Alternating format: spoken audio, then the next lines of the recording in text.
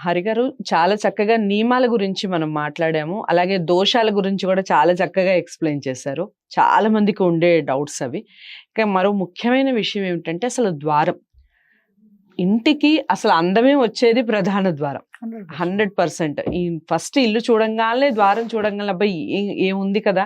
భలే డిజైన్ చేశారని డిజైన్ గురించి మాట్లాడుకుంటూ ఉంటారు. ఇంతింత పెద్ద పెద్ద ద్వారాలు ఎక్కడ తీసుకొచ్చారని మాట్లాడుకుంటూ ఉంటారు.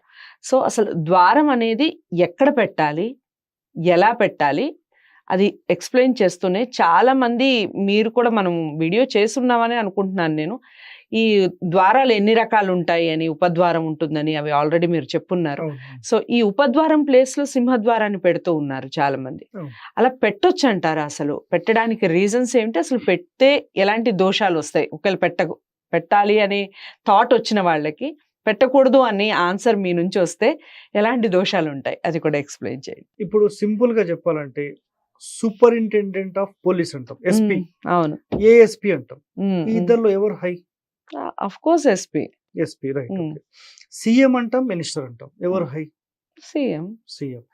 సీఎంకి ఇచ్చే స్థానం, కూర్చునే చైర్ గాని, లేదంటే ఆయన దగ్గర ఉండే మొత్తం క్యాబిన్ గాని ఎలా ఉంటుంది? మినిస్టర్‌కి ఇచ్చేది ఎలా ఉంటుంది? ఎస్పీకి ఎలా ఉంటుంది? అండ్ ఏఎస్పీకి ఎలా ఉంటుంది? అని ఒక ప్రశ్న వేస్తే ఎగ్జాంపుల్ చాలా ఇంపార్టెంట్. వీడియో మొత్తం చూడండి. ఆబ్వియస్‌గా ఖచ్చితంగా హెడ్ ఆఫ్ ద పొజిషన్ అనే ఒక సింబల్ ఉండాలి కాబట్టి అది 100% హెడ్ ఆఫ్ ద పొజిషన్ అన్న ఫీల్ కలిగేలానే ఉంటుంది. రైట్. ఇప్పుడు మెయిన్ డోర్ ప్లేస్మెంట్స్ ఉన్నాయి, సబ్ డోర్ ప్లేస్మెంట్స్ ఉన్నాయి. ఓకే. ఇప్పుడు ఈ మొత్తం హాల్ అనుకుందాం, ఈ పెద్ద హాల్. ఇందులో సెంటర్ ప్లేస్ లో సీఎం కి కుర్చీ ఇచ్చారు. లాస్ట్ నుంచి సెకండ్ ప్లేస్ లో ఒక ఎస్పీకి ఇచ్చారు. ఆయన వచ్చి ఇక్కడ కూర్చుంటాడు. ఒప్పుకుంటారా? పోనీ ఈయన పోయి అక్కడ కూర్చుంటే ఒప్పుకుంటారా? ఇదేం గమ్మత్తే ఉంది అంటారు. ఎస్ అనువా. ఇప్పుడు ఈశాన్యంలో అసలు డోర్ పెట్టొచ్చా? అసలు ఫస్ట్ మనం ఒక కండిషన్ మాట్లాడదాం. అసలు డోర్ ఏ స్థానంలో పెడితే ఎలాంటి లాభాలు కలుగుతాయి? సో ఇక్కడ చాలా మంది గమనించండి. తూర్పులో మనకి ఎన్ని స్థానాలు అంటే 9 స్థానాలు. మళ్ళీ వీళ్ళందరికీ క్వశ్చన్స్ వస్తాయి. సార్ ఇంటికి చూడాలా, స్థలానికి చూడాలా, మళ్ళీ ఇంటి లోపల కొలతకు చూడాలా, బయటి కొలతకు చూడాలా, మళ్ళీ స్లాబ్ కి చూడాలా, లేకపోతే పిల్లర్ ఎక్కడ నుంచి ఉందో అక్కడికే చూడాలా? ఈ ప్రశ్నలన్నీ వస్తాయి. అయితే మనం అవుటర్ ఆయాది తీసుకుంటున్నామా, ఇన్నర్ ఆయాది తీసుకుంటున్నామా అనేవి గమనించిన తర్వాత ఆ డోర్ ప్లేస్మెంట్స్ చెప్పాలి. నేను ఓవరాల్ గా చెప్పాలి. ఎందుకంటే ఏ ఆధారం ప్రకారం మీరు కట్టారో మాకేం తెలుసు. దాని ప్రకారం మేము లెక్క కడతాం. అవుటరా ఇన్నరా అవన్నీ సెకండరీ. ఇప్పుడు ఒక సింపుల్ గా నేను ఏం చేస్తానంటే, అసలు డోర్ అనేది ఈశాన్యం నుంచి, అంటే ఒక ఇల్లు కట్టిన తర్వాత ఇంటి లోపల కొలత కానీ బయట కొలత కానీ 9 భాగాలుగా డివైడ్ చేస్తాం. 9 భాగాలుగానే డివైడ్ చేయాలి.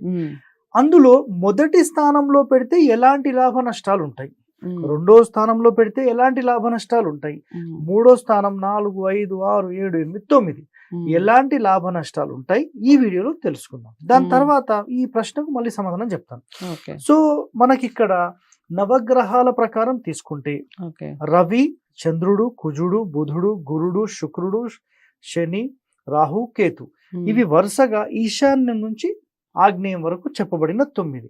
ఇందులోపల మొట్టమొదటి స్థానం అంటే ఈశాన్యం మొట్టమొదటి స్థానంలో గనక ప్రధాన ద్వారం పెడితే అగ్ని భయం అనగానే ఇంట్లోకి ఆ డోర్ పెట్టంగానే పెద్ద అగ్ని కుండమేం పడదు. కాకపోతే అగ్ని భయము అని ఎందుకు చెప్పారంటే ఆ ఇంటి లోపల ఎప్పుడు వేడి వాతావరణమే ఉంటుంది. సో అలా ఉండొద్దు అనేది కాన్సెప్ట్. సో వేడి వాతావరణం అంటే ఇంట్లో క్రోధంగా ఉండడము, ఎప్పుడు కోపంగా ఉండడము, చిన్న చిన్న మాటలకి ఎప్పుడు కొట్లాడుకోవడము, మాట అనుకోవడం ఎప్పుడు ఇలాగే ఉంటుంది. కావాలా మనకు అట్లాంటిది? అలా ఉండాలా ఫ్యామిలీ? ఉండొద్దు. కాబట్టి ఎప్పుడు కూడా ఈశాన్య మొదటి స్థానంలో పెట్టకూడదు. సార్ పెట్టుకున్నా మేము బాగున్నాం, పెట్టుకోండి, నాకెందుకు. శాస్త్రం ఏముందో నేను చెప్తాను, మీరేం ఫాలో అవుతారు మీ ఇష్టం. క్లియర్? ఒకటే మాట.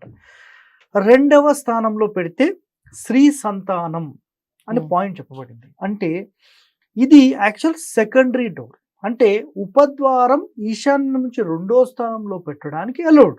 Right. ఈ స్థానంలో ప్రధాన ద్వారం పెడితే ఆ ఇంట్లో మాక్సిమం స్త్రీ సంతానం ఎక్కువగా ఉంటుంది, పురుష సంతానం తగ్గిపోతుంది. తగ్గుతుంది. ఇది మైనస్ పాయింట్. మూడోది, ఒకవేళ ఈశాన్యం 1, 2 వదిలేసేసి మూడో స్థానం నుంచి పెడితే, మూడో స్థానంలో పెడితే విశేష ధనము, మంచి ధనలాభం కలుగుతుంది. 4వ స్థానంలో పెడితే రాజ్య ప్రాప్తి. 5వ స్థానంలో పెడితే క్రోధము. క్రోధము అంటే జనరల్గా సూర్యస్థానం, ఎప్పుడు ఎట్లయితే ఏమంటారు వేడిగా ఉంటాడు కదా ఆయన, సో ఆ వేడితనం అనేది ఆ ఇంట్లో కనబడుతుంది మనకు. Right. ఎప్పుడు కోపంగా అవన్నీ కనిపిస్తాయి. అయితే ఈ మధ్య ద్వారం అన్నమాట, ఇది క్రోధము అనేది అయితే పాయింట్ చెప్పామో అది సెంటర్ డోర్. అయితే ఇక్కడ కండిషన్ నెంబర్ 1, ఈ centre door public buildings, temples, public places కి పెట్టొచ్చు, ఇంటికి పెట్టకూడదు. ఒకవేళ ఇంటికి పెట్టాలంటే గమన సూత్రంతో పెట్టాలి. 1 ఇంచ్ కుడివైపు జరిపి పెట్టాలి. ఇంటి మధ్య సూత్రము, ద్వార మధ్య సూత్రము కలవకూడదు. ఇప్పుడు 6వ స్థానంలో పెడితే ఆధిక్యత.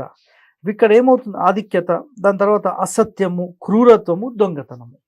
ఇవి 6, 7, 8, 9.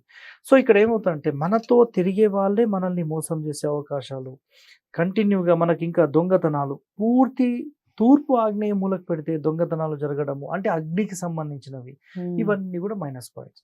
సో ఒక తూర్పు ఫేసింగ్ ఇంటికి మనం ప్రధాన ద్వారం ఎక్కడ పెట్టాలంటే ఈశాన్యం నుంచి 3, 4, 5 స్థానాలు మాత్రమే అలౌడ్, ఇంకెక్కడ పెట్టడానికి లేదు. సో మన వాళ్ళందరూ ఏం చేస్తున్నారంటే ఈశాన్యమో లేదంటే 2వ స్థానమో ఉపద్వారం, అంటే ఒక అసిస్టెంట్ కూర్చునే స్థానంలో తీసుకెళ్లి సీఎం ని కూర్చోబెడితే ఎట్లా ఉంటుందో, ఒక ప్రధాన ద్వారం సెంటర్ లో పెట్టాల్సింది అట్లీస్ట్ 3, 4, 5 ప్లేస్ లో పెడితే ఎలాంటి లాభం కలుగుతుందో అది వదిలేసేసి ఉపద్వారం పెట్టే ప్లేస్ లో తీసుకెళ్లి మెయిన్ డోర్ పెట్టేస్తున్నారు.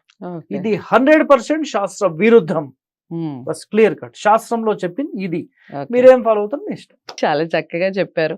మీరేం ఫాలో అవుతారో మీ ఇష్టం అని వదిలేశారు హరి గారు. సో చాలా మంది తప్పులు చేస్తూ ఉంటారు కాబట్టి మీరు సరి చేసుకోవాలి అని మేము ఈ వీడియోస్ చేస్తూ ఉన్నాం. ఏమాత్రం ఛాన్సెస్ ఉన్నా తప్పకుండా ఈ నియమాల్ని పాటించే ఇల్లు కట్టుకోవడం వల్ల సుఖశాంతులు 100% ఉంటాయి. దానికి సంబంధించి ఈ ముఖద్వారం, సింహద్వారానికి సంబంధించిన వీడియో అందరికీ నచ్చిందని అనుకుంటున్నాను. ఉపద్వారం ప్లేస్లో మరి సింహద్వారం పెట్టొచ్చా పెట్టకూడదా అనేది మీకు క్లారిటీ వచ్చిందని అనుకుంటున్నాను. ఇంకా డౌట్స్ ఉంటే కామెంట్ బాక్స్లో తెలియచేయండి. ఈ ద్వారాలకు సంబంధించిన ఇన్ఫర్మేషన్ హరిగారిని కలిసే మాట్లాడాలి అనుకుంటే స్క్రీన్ మీద కనపడే నెంబర్కి కాల్ చేయండి. తప్పకుండా ఈ వీడియోని లైక్ చేసి షేర్ చేయండి. ఛానల్ని సబ్స్క్రైబ్ చేసుకోండి. మరో మంచి వీడియోతో మళ్ళీ మీ ముందుకు వస్తాను. నమస్తే.